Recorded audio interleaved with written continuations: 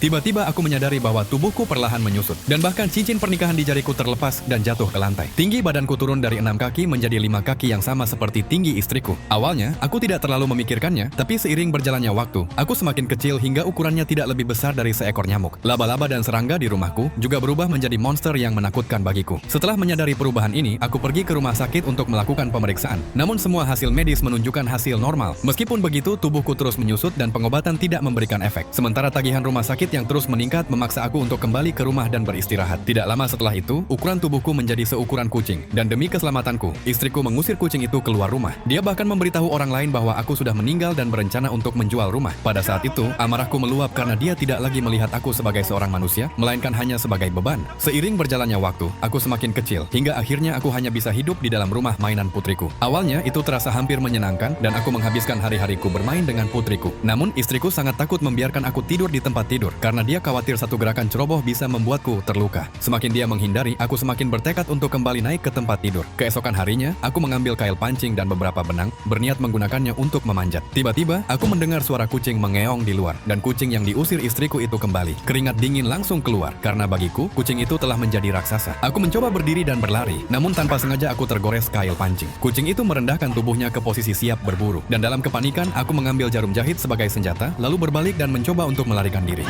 Aku tidak punya kesempatan untuk melawan kucing itu, dan kucing itu dengan cepat mengejarku. Dalam kekacauan itu, aku jatuh ke ruang bawah tanah.